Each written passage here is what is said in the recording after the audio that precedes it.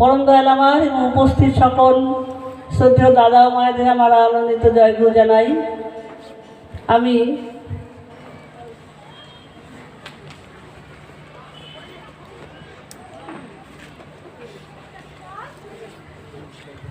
জয়গুরু জানিয়ে আমাকে কিছু বলার জন্য বলেছে।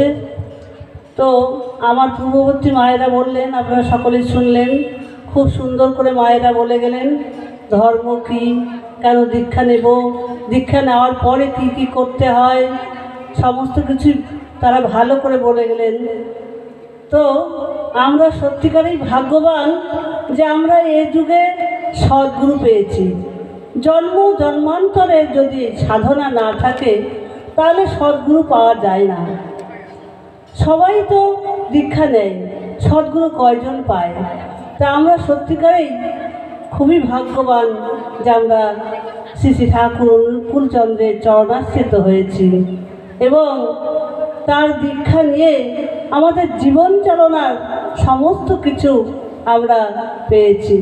ঠাকুর সত্যানুসরণে প্রথমেই বললেন, অর্থ মান যশ ইত্যাদি পাওয়ার আশায় আমাকে ঠাকুর সাজিও না।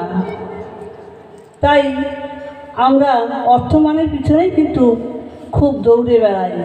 জীবন বাঁচার জন্যই হোক, সমাজে প্রতিষ্ঠিত হওয়ার জন্যই হোক, যে কোনো কারণেই হোক, অর্থ মান যশ ইত্যাদির আশাতেই আমরা কিন্তু দৌড়ে বেড়াই। ঠাকুর বললেন, অর্থমানের পিছনে দৌড়ালে কিছুই আমাদের হবে না। আর ঠাকুর সারা জীবনের জন্য সত্যানুসরণের যে বাণী দিয়ে গেলেন, এই বাণীগুলো প্রত্যেক দিন যদি আমরা প্রার্থনার পরে অন্ততপক্ষে সামান্য করে 4 লাইন 6 লাইন করে পড়ি, তাহলে আমরা নিজেকে তৈরি করতে পারবো। এবং নারী নীতি যদি আমরা প্রত্যেক মায়েরা প্রত্যেক দিন প্রার্থনার পরে পাঠ করি, তাহলে আমরা নিজেকে তৈরি করতে পারবো। ঠাকুর নারী নীতি প্রথম কথাই বললেন, মেয়ে আমার, তোমার সেবা তোমার চলা, তোমার চিন্তা তোমার বলা পুরুষ জনসাধারণের ভেতর এমন একটা ভাবের সৃষ্টি করে যাতে তারা অবনত মস্তকে নত জানু হয়ে সসম্ভ্রমে ভক্তি গদগদ কণ্ঠে মা আমার জননী আমার বলে মুগ্ধ হয়, বুদ্ধ হয়, তৃপ্ত হয়। তবেই তুমি মেয়ে, তবেই তুমি সতী। প্রথম পাতায় যে কথা ঠাকুর বললেন, সমস্ত কথাটাই বলে দেওয়া হয়ে গেল। তাই আমরা যদি সেভাবে চলি, আমরা প্রকৃত নারী হতে পারবো। আবার সাধনাদি পাঠের মধ্যে আছে, নারী আমি অমৃতের অধিকারিণী। নারী যদি অমৃতের অধিকারিণী হয়, তাহলে ঘরে ঘরে আগুন জ্বলছে, ডিভোর্স হয়ে যাচ্ছে, মেয়েরা জাত বিচার না করেই ঘরে ঘরে নিজের সংসার ধরে নিচ্ছে। কেন হচ্ছে? সেই মেয়েটা যদি সঠিকভাবে তৈরি হয়, মায়ের কাছে তার শিক্ষাটা যদি সঠিক হয়, তবেই সে একটা প্রকৃত নারী হতে পারবে। আর মাটা যদি ইষ্টপ্রাণা হয়। তাই আমাদের উচিত যে একটা সন্তান জন্মাবার পর ঠাকুর যা বলে গেলেন, 5 থেকে 7 বছরের নাম, 10 থেকে 12 বছরের দীক্ষা। আমরা যদি সময় মতো নাম আর দীক্ষাটা দিতে পারি, তাহলে হয়তো আমার সন্তানটা সামাজিক শিক্ষার সঙ্গে সঙ্গে ধর্মের শিক্ষাও সে তার জীবনটা গড়ে তুলতে পারবে। আমাদের সেটাই কিন্তু দেখা দরকার। আর একটা ছেলেই হোক আর মেয়েই হোক, তারা মা বাবাকে অনুসরণ করেই বড় হয়। তো মেয়ে যখন জন্মগ্রহণ করে, আমরা ভাবি মেয়েটাকে দীক্ষা দিব কেন, সে তো পরের ঘরেই যাবে। কিন্তু পরের ঘরে গিয়ে সে যাতে সুস্থভাবে সংসার করে, সুন্দর করে তার স্বামীর সঙ্গে সংসার করে, পরিবারের শ্বশুর শাশুড়ি দেওয়ার ননদকে নিয়ে চলতে পারে, এবং তার সন্তান যখন হয় তাকে যেন সে সুন্দর করে মানুষ করতে পারে, তাকে তো আমার সময় মতো দীক্ষা দিতেই হবে। এবং তাকে ছোট থেকে আচরণ করে করে তাকে গড়ে তুলতে হবে। তাই আমরা যখন মেয়ে রূপে জন্মগ্রহণ, নারী রূপে জন্মগ্রহণ করি, তখন প্রথমে আমরা বাপের ঘরে হই মেয়ে, শ্বশুরবাড়ি দিয়ে হই বধূ, এবং সন্তান জন্মগ্রহণ তারপরে হই মাতা জননী। আমাদের কত রূপ, আমাদের প্রত্যেকটা যে আমাদের ভাগ, বাপের ঘরে যখন মেয়ে রূপে থাকি তখন সেখানে আমার বাবা মা ভাই বোন প্রত্যেকের সঙ্গে সুন্দর ব্যবহার করা শেখা, প্রতিবেশীর সঙ্গে সুন্দর ব্যবহার করা শেখা, আত্মীয় স্বজন বাড়ি এলে তাদেরকে সুন্দর করে ব্যবহার করা শেখা, তাদেরকে সম্মান করা শেখা আমাদের উচিত। এবং বিয়ের পর শ্বশুরবাড়ি গিয়েও আমাদের সেইভাবেই তৈরি হওয়া উচিত, যাতে শ্বশুর শাশুড়ি দেওর ননদকে নিয়ে সুন্দর করে আমরা সংসার করতে পারি। এবং সন্তান যখন হয় তাকে যেন সুন্দর করে সেই দেব মানুষে অর্থাৎ ইষ্ট পথে চালিত করতে পারি, তার জন্যও কিন্তু আমাদের সুন্দর করে সেই জিনিসটা জানতে হয়। তাই আমরা প্রত্যেকেই ঈশ্বরের পথে চলার চেষ্টা করব। ঠাকুর সত্যানুসরণে বললেন, নির্ভর করো, সাহসের সহিত উদ্যমে কাজ করে যাও, দেখো তোমা হতে তোমার এবং অন্যের কারো যেন ক্ষতি না হয়, সৌভাগ্য লক্ষ্মী ঘরে বাঁধা থাকবে। কথায় আছে বিশ্বাস, আত্মত্যাগ ও নির্ভরতা এই তিনটি বীরত্বের লক্ষণ। তো বিশ্বাস যদি থাকে আমাদের ভিতরে, আমরা যদি বিশ্বাস করে একটা পাথরের টুকরাকেও ঈশ্বর মনে করে বিশ্বাস করি, তাহলে কিন্তু আমাদের জীবনে আমরা সবই পাব। দীক্ষা নিয়ে একজন গ্রামের মা, সে প্রার্থনা করতে জানতো না, ইষ্টভীতি ঠিক মন্ত্র জানতো না, দীক্ষা নিয়েছে, তার অনুরাগ ভালোবাসা দিয়ে সে দীক্ষা নিয়েছে, কিন্তু সে কিছুই জানতো না। কিন্তু সে যখন দীক্ষা নেয়, সে তখন শুনেছিল যে হাতে পয়সা নিয়ে সকলে ইষ্টভীতি করতে হয়। তখন দীক্ষা নেওয়ার পর থেকে সে প্রত্যেক দিন হাতে পয়সা নিয়ে ইষ্টভীতি করে, কিন্তু ইষ্টভীতির মন্ত্রটা সে জানে না। ভাবে এই পয়সাটা আমি কী করব, অনেকগুলো পয়সা আমার জমে গেছে। তার স্বামী সংসার চালায় ঠিকই, কিন্তু সে কিন্তু সংসারে শান্তি দেয় না, তাকে মারধর অশান্তি। সে ইষ্টভীতিও করে না, কিছুই করে না। তবুও সে পরমপিতার কাছে প্রার্থনা করে যে ঠাকুর, তুমি আমার স্বামীকে তোমার মানুষ করে তোলো। এইটা প্রত্যেক দিন সে প্রার্থনা করে, আর ওই পয়সা হাতে নিয়ে ঠাকুরকে দেয়। একদিন ঋত্বিক থেকে তার বাড়িতে গিয়েছে, যে বলছে, কিরে মা, তুই কি ইষ্টভীতি করিস? বলে, হ্যাঁ আমি তো করি দাদা। বাবা, খুব ভালো। কি বলিস তুই? মন্ত্র তোর মনে আছে? বলে, হ্যাঁ আমি তো একটা মন্ত্র জানি। কি বলিস তুই? আমি হাতে পয়সা নিয়ে প্রত্যেক দিন সকালে জয় গুরু জয় গুরু জয় গুরু এরকম করে কিছুক্ষণ বলে ঠাকুরের চরণের কাছে পয়সাটা দিই। তো বেশ কিছুদিন এইভাবে আমি ঠাকুরের কাছে পয়সা দেই, আর আমার স্বামীর জন্য আমি ঠাকুরের কাছে খুব কান্নাকাটি করি, ঠাকুরের কাছে বিশ্বাস করি যে ঠাকুর আমার স্বামীকে ভালো করে দেবেন। ঠিক এই যে 6 মাস হতে চলেছে, আমার স্বামী এখন খুব ভালো সংসার করছে, আমাকে আর মারধরও করে না, কিছুই করে না। তাই আমি এভাবেই প্রত্যেক মাসে করব। আপনি এসে আমার কাছে পয়সাটা নিয়ে যাবেন।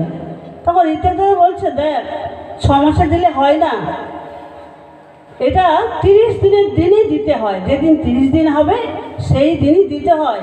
কোথায় দিবি? কোনো কেন্দ্র মন্দিরে দিবি, নাহলে উপযোজনা কেন্দ্রে দিবি। আমি তো আসতে পারি না, সেইভাবে দিবি। তো ও বলেছে যে আচ্ছা ঠিক আছে, আর তোর ইষ্টভীতির মন্ত্রটা আমি তোকে বলে দিচ্ছি, তুই কিন্তু জয়গুরু জয়গুরু বলিস, এটা তোর বিশ্বাসের ফল।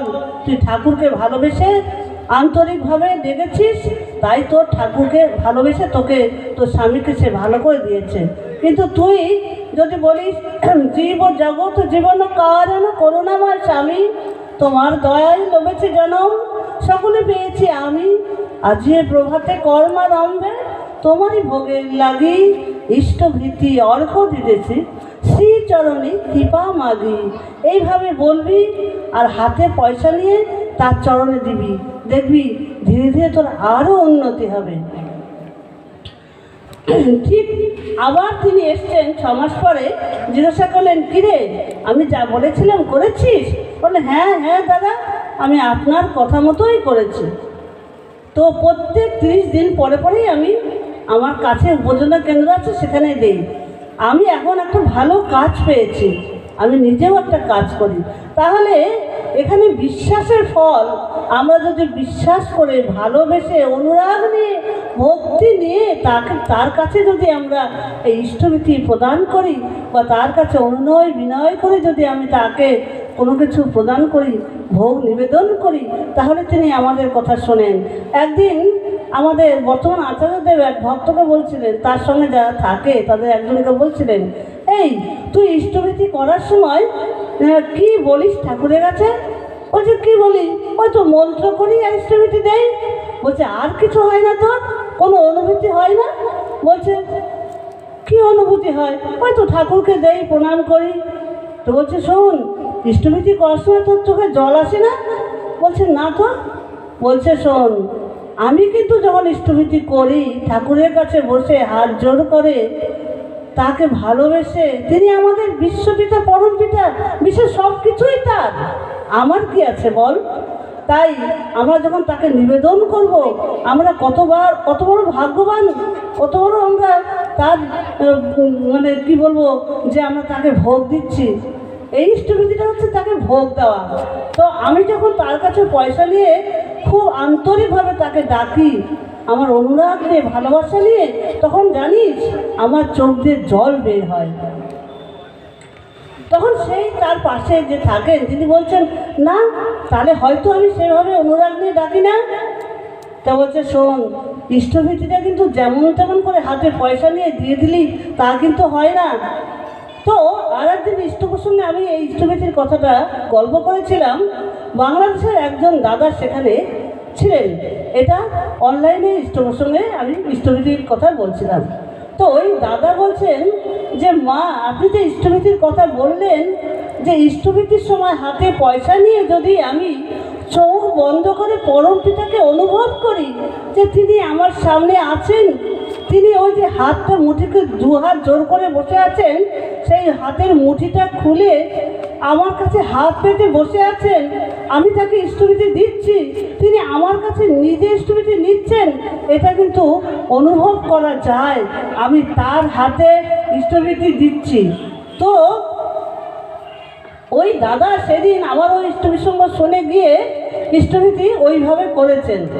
তো একদিন ওই বাংলাদেশি ওই লিঙ্কে আমার গান ছিল, আমি গান করছিলাম, গান করার শেষে দাদা ওই আলাপরিতে বলছেন যে এই সীমা মা বললেন, আমি নিজে এটা প্রত্যক্ষ প্রমাণ পেলাম।